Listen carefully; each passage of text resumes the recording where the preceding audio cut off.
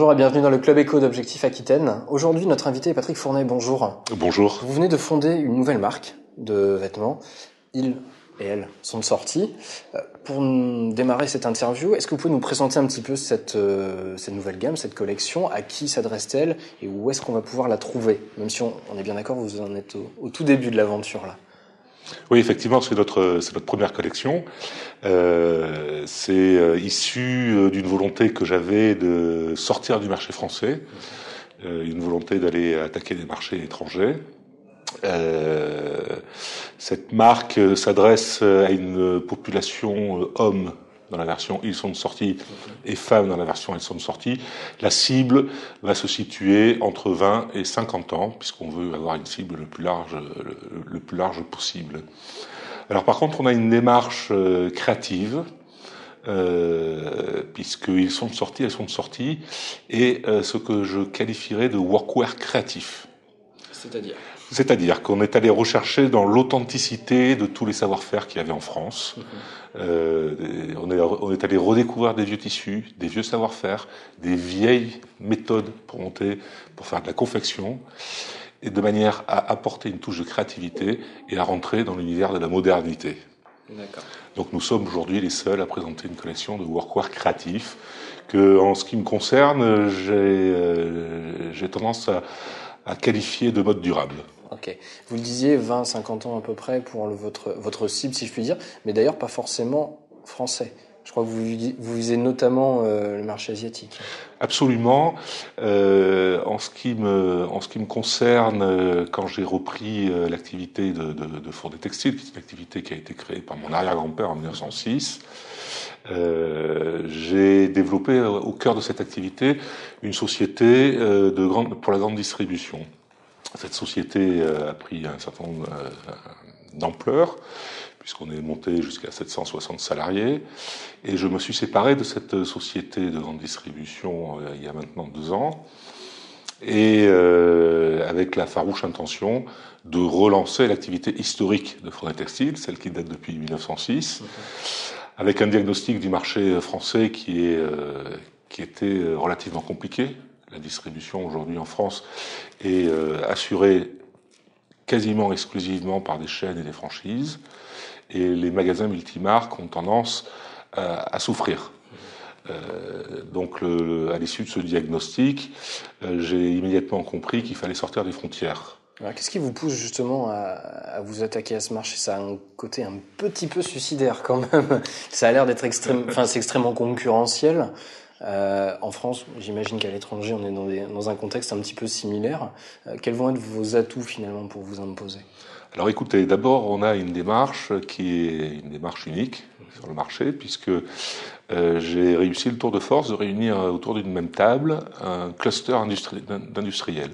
C'est-à-dire qu'autour de la même table, on va retrouver à la fois des fabricants de tissus français et jusqu'à la confection finale du produit. Tous ces acteurs sont français. On va fabriquer donc un produit qui aura été intégralement pensé, conçu, élaboré, finalisé en France. Je crois qu'aujourd'hui, ça répond à une vraie problématique, à une double problématique de l'économie française, la désindustrialisation, la délocalisation. Je crois que tous les chefs d'entreprise aujourd'hui ont une responsabilité dans ce sens-là. Et la deuxième problématique, dont souffre énormément la France, qui est notre capacité à exporter les produits.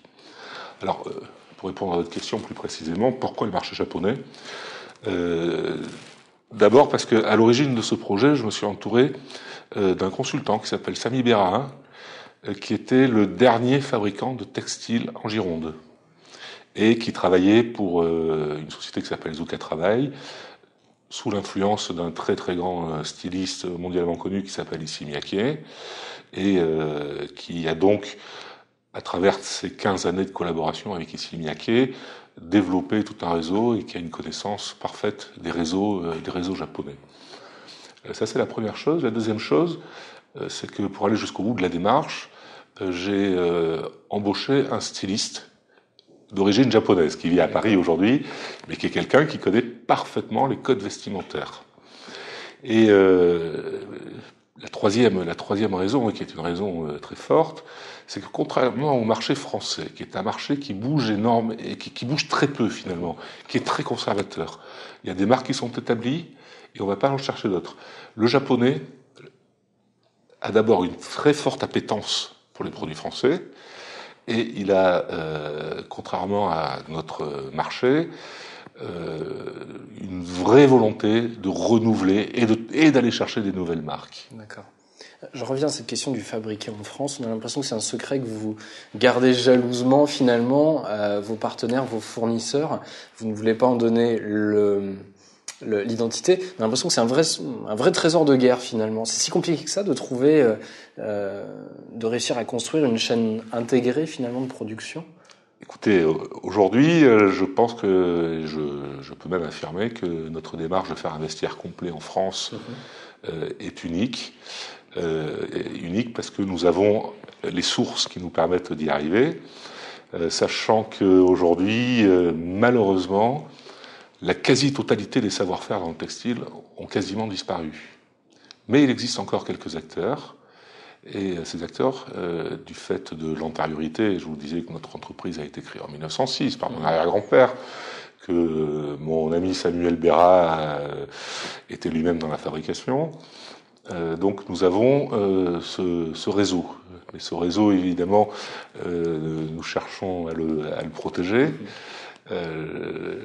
Des grandes marques, pour rien vous cacher, une très grande marque française qui fabrique en France d'ailleurs, est en train de s'adresser à nous pour qu'on fasse au sein de leur propre collection une collection, elles sont de sortie, parce qu'il y a des produits, notamment comme le pantalon, qu'on ne peut plus, ou quasiment plus, puisqu'on y arrive, fabriquer en France. Alors, vous venez de participer il y a quelques jours, quelques semaines maintenant, à un salon international à Paris, Who's Next. Absolument. Pour conclure cette interview, quels sont les premiers retours? Est-ce que l'accueil a été positif? Alors écoutez, on a eu un accueil absolument formidable. Formidable parce qu'on a été pris en main par Luc Birmé, qui est le directeur du salon, qui a matché sur notre collection, il a trouvé absolument magnifique. Nelly Roudy, qui est la grande prêtresse des tendances à venir sur le prêt-à-porter, nous a sélectionné 6 produits qui étaient positionnés à l'entrée du Who's Next. Et 6 produits, c'est énorme parce qu'il y en avait une quinzaine, vous voyez. Donc c'est quand même une prouesse. Ça prouve que notre collection est complètement dans l'air du temps, et dans les années à venir, elle croit en nous. D'accord. Ensuite, on a eu tout un tas de blogueurs qui se sont intéressés à nous, qui ont fait des articles absolument fantastiques. Bilan positif, donc vraiment. Oui, le bilan est très positif, notamment le contact avec la société dont je vous parlais tout à l'heure, qui est une grosse société qui est issue de ce salon de Who's Next. D'accord. Merci à vous. On souhaite longue vie à Il et Elle, son sortie. Merci beaucoup. Et merci de nous avoir suivis dans le Club Éco.